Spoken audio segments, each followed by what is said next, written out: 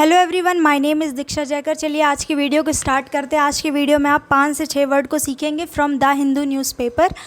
और ये जो कुछ भी आप पढ़ेंगे इसकी जो पीडीएफ है आपको मेरे टेलीग्राम चैनल पे मिल जाएगी। और टेलीग्राम चैनल को ज्वाइन करने के लिए इसी वीडियो के कमेंट सेक्शन में आपको लिंक मिल जाएगी। From there you can join my Telegram channel. तो ये स्लाइड्स हैं, सेंटेंसेस प्रेजेंट है जिससे आपको पता चले कि आप इनको यूज़ कैसे कर सकते हैं। और बैकग्राउंड में वीडियो भी प्रेजेंट है जो कि वर्ड से ही रिलेटेड है। चलिए फर्स्ट वर्ड है हमारा लर्च। लर्च का मतलब होता है लड़खड़ाना, डगमगाना। और इंग्लिश में इसको आप बोल सकते हैं स्टम्बल, यानी कि कोई अगर आप सीढ़ियों से लड़खड़ा के गिर जाते हो तो आप क्या कर गए हो, आप स्टम्बल कर गए हो। तो लर्च मीन्स लड़खड़ाना, डगमगाना। और इंग्लिश में इसकी एक और मीनिंग है स्टम्बल। अब देखिए इसको सेंटेंस में कैसे यूज़ किया है मैंने।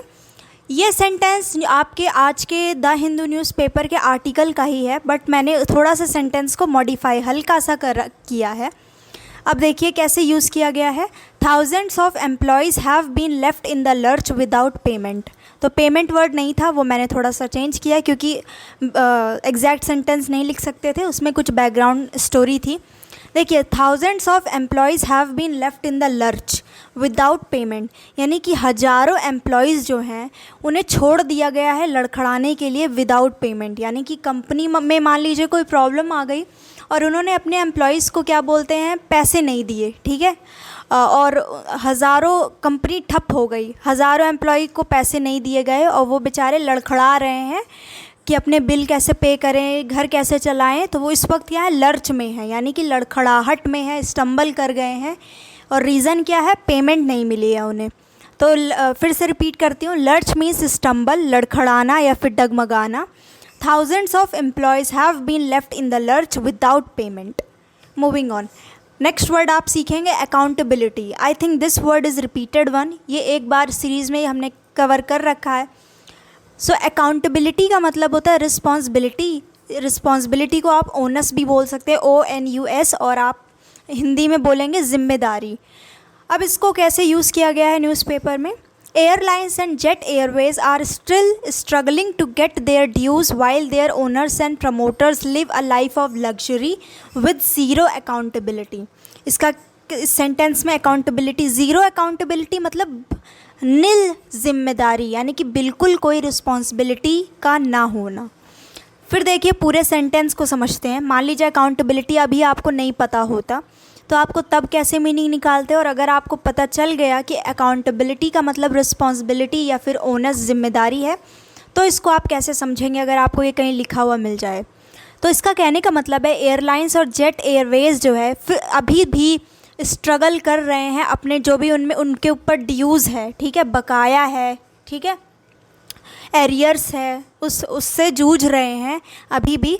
और बल्कि जो उसके ओनर्स हैं और जो प्रमोटर्स हैं वो ज़िंदगी जी रहे हैं, कैसी लग्जरी वाली ज़िंदगी जी रहे हैं, यानी बहुत पैसा है उनके पास, लग्जरी वाली ज़िंदगी जी रहे हैं उसके ओनर्स विद ज़ीरो अकाउंटेबिलिटी, यानी कि बिना कोई जिम्मेदारी को उठाए मस्त ज़िंदगी जी रहे हैं। और एयरलाइन किस प्रॉब्लम से सफ़र कर रही है उससे उनको बिल्कुल फ़र्क नहीं पड़ रहा है।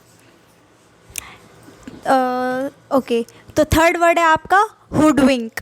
हुडविंक का मतलब होता है टू डिसीव और टू ट्रिक। अब ये इंग्लिश में अगर आपको फिर भी टफ लगे तो मैं इसको हिंदी में बताती हूँ।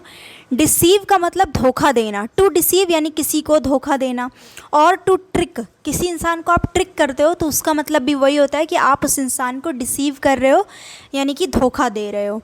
तो देखिए इसको यूज़ कैसे किया गया सेंटेंस में।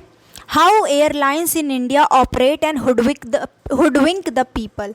बोला जा रहा है कि एयरलाइंस इंडिया में किस प्रकार से ऑपरेट करती हैं और हुडविंक यानी कि धोखा देती हैं पब्लिक को। ये एक बीच की सेंटेंस है। तो बस आपको ये देखना है कि हुडविंक, अगर कोई हुडविंक कर रहा है किसी को यानी वो क्या धोखा दे रहा है उसको। अगर इतना भी पढ़ें आप, airlines in India hoodwink the people, तो इसका भी मीनिंग निकल के क्या आ रहा है कि एयरलाइंस जो है इंडिया में वो क्या करती हैं, पब्लिक को डिसीव करती हैं, ट्रिक करती हैं, धोखा देती हैं। नेक्स्ट वर्ड है आपका डिलीजेंस। डिलीजेंस का मतलब होता है हार्ड वर्क। अब इसका सेंटेंस देखिए क्या है, कैसे यूज़ किया गया है। तो बैकग्राउंड में देख सकते हैं ये इंसान मेहनत कर रहा है, पसीना भी पोंछ रहा है। तो सेंटेंस क्या है, success is not possible without consistent diligence, यानी कि सक्सेस बिल्कुल भी पॉसिबल नहीं है बिना कंसिस्टेंट डिलीजेंस के। बिना कंसिस्टेंस मीन्स लगातार, diligence means hard work. So इसका सेंटेंस का मतलब निकल के आ रहा है, success is only possible if you are working consistently with diligence, यानी हार्ड वर्क कर रहे हैं आप। नेक्स्ट है पैंडर। पैंडर का मतलब होता है बढ़ावा देना। वीडियो को एंड तक देखिएगा, फिर मैं बताऊंगी कि इनमें से जो भी सीखा उसमें से इम्पॉर्टेंट फॉर एग्जामिनेशन पर्पस क्या है और डेली बेसिस के लिए आपको क्या अच्छा वर्ड पता चला। पैंडर मीन्स बढ़ावा देना, किसी चीज़ को बढ़ावा देना। अब देखिए सेंटेंस में कैसे यूज़ किया गया है। मान लीजिए आपको ये कॉम्प्रिहेंशन में मिल जाए, तो अगर आप पढ़ेंगे, मीनिंग नहीं पता होगी, तो आप पढ़ेंगे pleasing the minister and pandering to the ego of the government.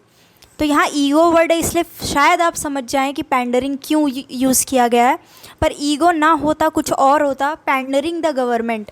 तो अगर आपको नहीं पता पैंडरिंग का मतलब बढ़ावा देना है, तो आपको ये भी लग सकता था यहाँ से पैंडरिंग द गवर्नमेंट से अगर स्टेटमेंट स्टार्ट होता तो आपको ये भी लग सकता था कि पैंडरिंग कोई नेगेटिव वर्ड होगा, कि गवर्नमेंट को शायद घूस देने की बात हो रही है या क्या चीज़ की बात हो रही है। तो अब इसको मीनिंग पता है तो ये समझ में आ जाएगा कैसे। Pleasing the minister and pandering to the ego of the government is not going to prevent another airline, यानी कि मिनिस्टर, जो भी मिनिस्टर्स होते हैं उनको प्लीज़ करना, यानी उनको खुश रखना, तारीफ़ करना, उनके अंडर एकदम उनके बोलबाला में मतलब काम करना, जो वो जैसा वो चाहें वैसा ही उन्हें खुश करने के लिए। And pandering to the ego of the government, और बढ़ावा देना गवर्नमेंट के ईगो को।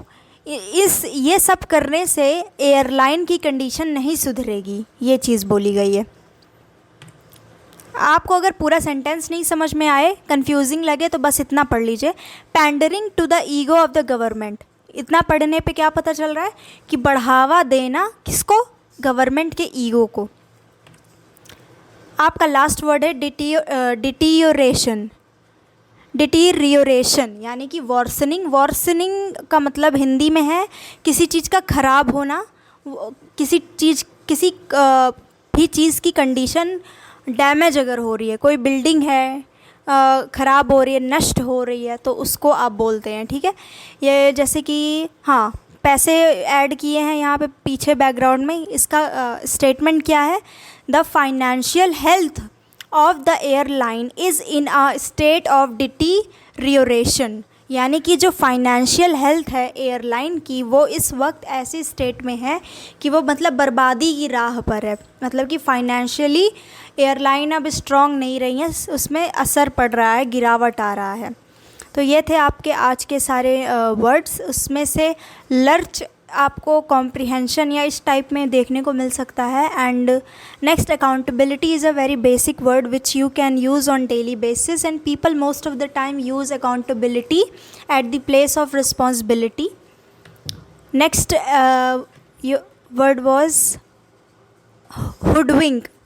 ये एक एडवांस्ड वर्ड है which is important, and pander word is extremely important, pander word, for your examination point of view. And diligence is a very common word, everybody uses this word all the time. और last word आपका deterioration था, जिसका मतलब किसी चीज़ का ख़राब होना, normal word use होता रहता है। So to download this PDF you can join my Telegram channel. Link will be provided in the comment section of this video. Thank you so much for watching this video. I'll see you in the next video.